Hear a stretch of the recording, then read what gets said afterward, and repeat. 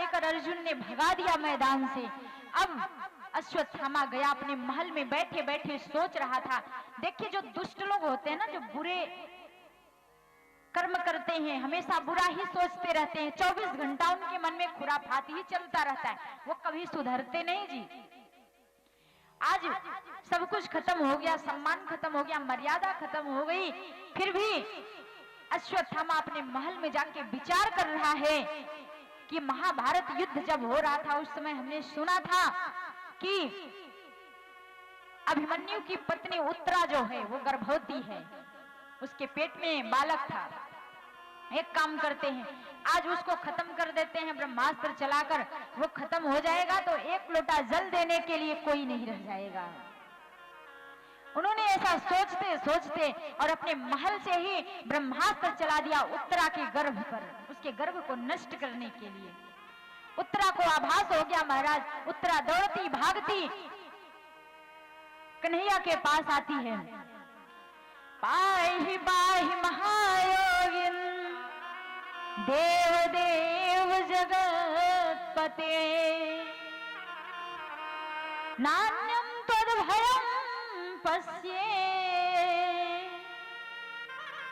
यत्र मृत्युः परस्परम्। हे प्रभु मेरी रक्षा कीजिए, हे गोपाल मेरी रक्षा करिए, ये अश्वत्थामा ने ब्रह्मास्त्र चला दिया, आज मेरे गर्भ को नष्ट कर देगा। अब देखिए उत्तरा कितनी चालाक है, दौड़ी भागती ठाकुर जी के पास जाती है और क्या कहती हैं पता है, गोपाल मेरे गर्भ को बचा लो, नहीं तो मेरा गर्भ खत्म हो जाएगा। जो मेरे पेट में बालक पल रहा है यदि वो खत्म हो गया तो इस पांडवों के कुल में एक लोटा जल देने के लिए कोई नहीं रह जाएगा। प्रभु आप उसको बचा लो।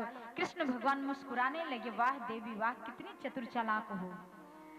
उन्होंने दोनों जीव को साथ में बचाने की कोशिश की, एक ही प्रश्न में दोनों उत्तर मिल गए ठाकुर जी को। उन्होंने गर्भ बचाने के लिए कहा, ये नहीं कहा कि हे गोविंद मुझे बचा लो।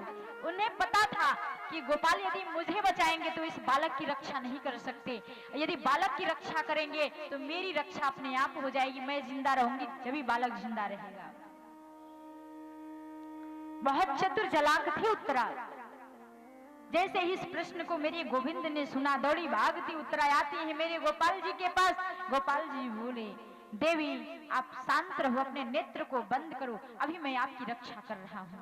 उत्तरा जैसे ही अपने नेत्र को बंद करती हैं, मेरे गोपाल सूक्ष्म रूप लेकर तुरंत गर्भ में प्रवेश कर जाते हैं और गर्भ में जाकर गर्भ में पलने वाले बालक की रक्षा करने लगते हैं। जो ब्रह्मास्त्र है उस ब्रह्मास्त्र को चारों तरफ से घेर लगा देते हैं कि ब्रह्मास्त्र इस बालक का कुछ कर न पाए। अपनी बांसुरी को घुमा देते हैं, उस बालक की रक्षा हो जाती है। वो बालक गर्भ में ही टुकुर टुकुर बाके बिहारी को देखने लगा, गर्भ में ही दोनों से संबंध बन गया भक्त और भगवान का। जैसे ही गर्भ की रक्षा करते हैं मेरे गोपाल जी, जब बालक को उन्होंने बचा लिया,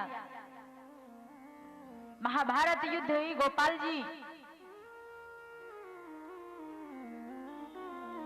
एक रूप से बाहर खड़े हैं। कुंती मैया तुरंत आके जो हैं बाके बिहारी के सामने खड़ी हो जाती हैं और कहने लग जाती हैं कि हे प्रभु, उनकी वंदना करने लग जाती हैं। कृष्णाय वासुदेवाय देवकी नंदनाय च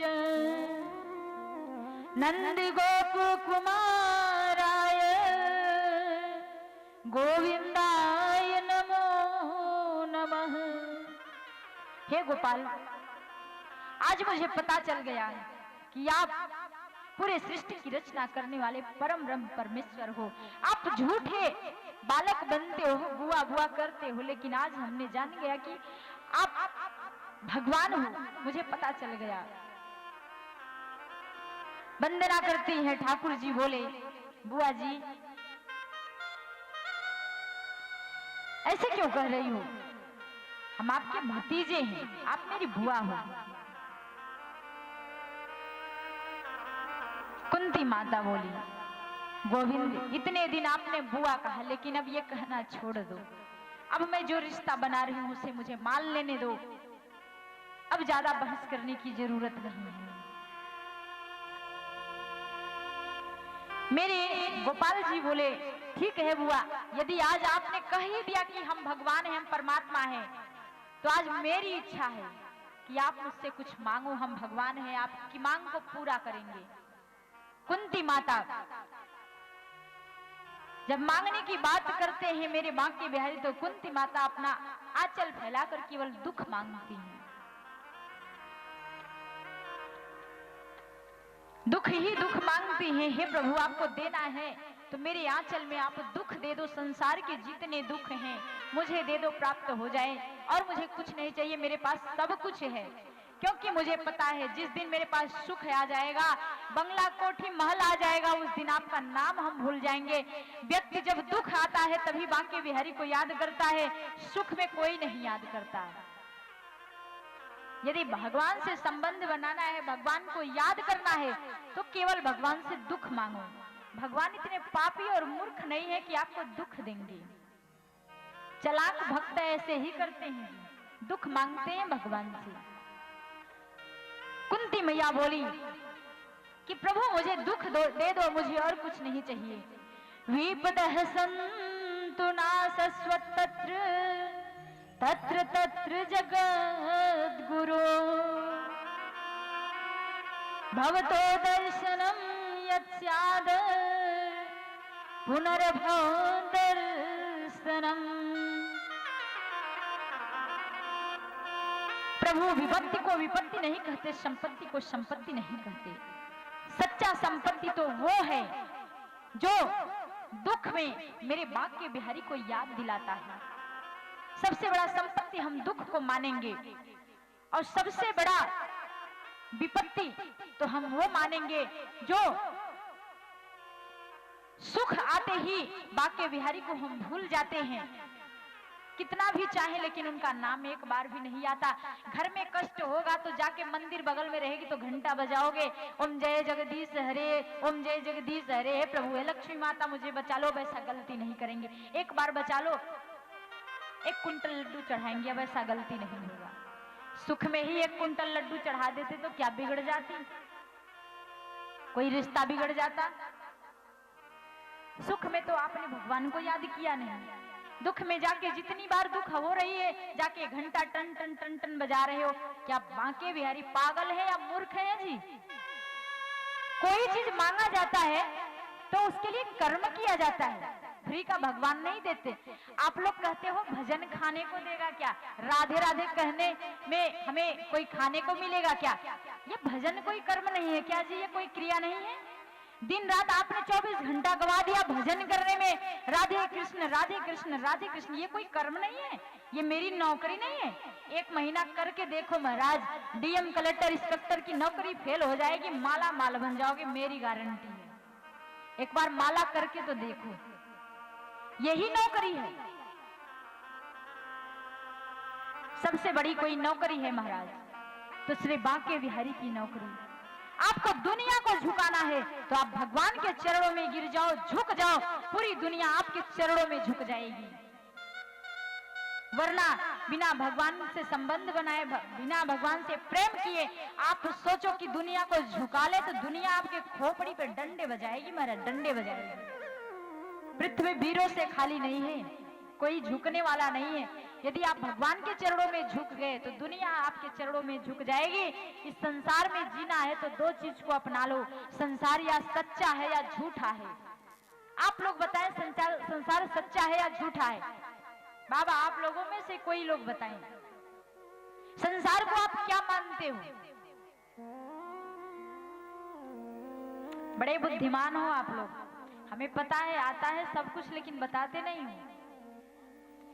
यही बुद्धिमानी होती है, सच पूछो तो यही बुद्धिमानी है। कभी कभी होता है ना, कथा करते रह जाओ तो कोई श्लोक चौपाई याद रहता है ना भगत जी को, तो व्यास जी जब बोलते हैं सच्चिदानंद रूपाय विश्वोत्पत्त्यादि हेतवे तापत्रय विनाशाय श्री कृष्णाय वयं नुमः तो सामने से भगत जी कहते हैं, सुनेंगे नहीं आपका, सच्चिदानंद रूपाय विश्वोत्पत्त्यादि हेतवे। और व्यास जी और आगे बोलो, हम भी बोल रहे हैं साथ साथ, वो भी साथ साथ बोलते हैं जी। व्यास जी जो श्लोक बोल रहे हैं हम भी बोल रहे हैं, हमें भी आता है। कथा नहीं सुनेंगे वो भी श्लोक बोलते हैं। कभी भी भगवान के कार्य में आओ, उनके पंडाल में आओ, उनके धाम में आओ, तो एकदम दोनों हाथ खड़ा कर दो, एकदम अज्ञानी बन जाओ कि मुझे कुछ आता ही नहीं। भगवान के पास आए हो, वो सिंधु सुख राशि हैं, सिंधु के सागर हैं, उनके पास आनंद की, भक्ति की, प्रेम की कमी नहीं है। थोड़े से आपको दे देंगे तो उनके पास कमी नहीं होगी। यदि आप पहले से भरे भराए आए हो, मान अभिमान अपने अंदर भरे हो, तो क्या ठाकुर जी देंगे? क्या खाक देंगे? कुछ नहीं देंगे।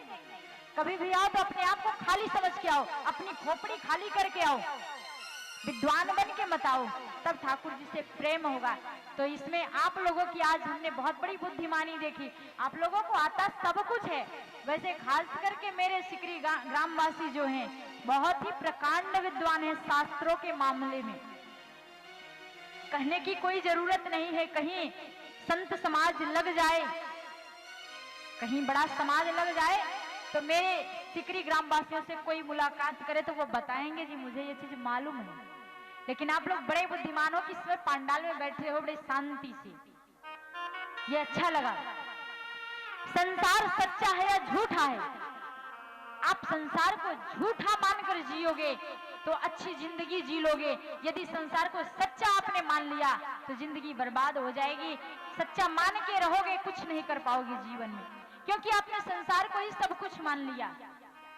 अपना खाना पीना, नहाना धोना, भजन भक्ति भाव श्रद्धा सब कुछ, संसार को आप झूठा मान लो। अपने आप भगवान से आपको प्रेम हो जाएगा, भगवान की तरफ आकर्षण बढ़ने लगेगा। मेरे बाके बिहारी तब आपको अपने दिल में बैठाने में देर नहीं करेंगे, तुरंत बैठाएंगे। और आपके दिल में जो नाते रिश्ते घुसे हुए हैं ना, पत्नी बच्चे का, उसको लात मार मार के निकाल देंगे जी। बोले वृंदावन बिहारी लाल की, राधा रानी सरकार की। देखिए एक बार जोर का जयकारा लगाएं।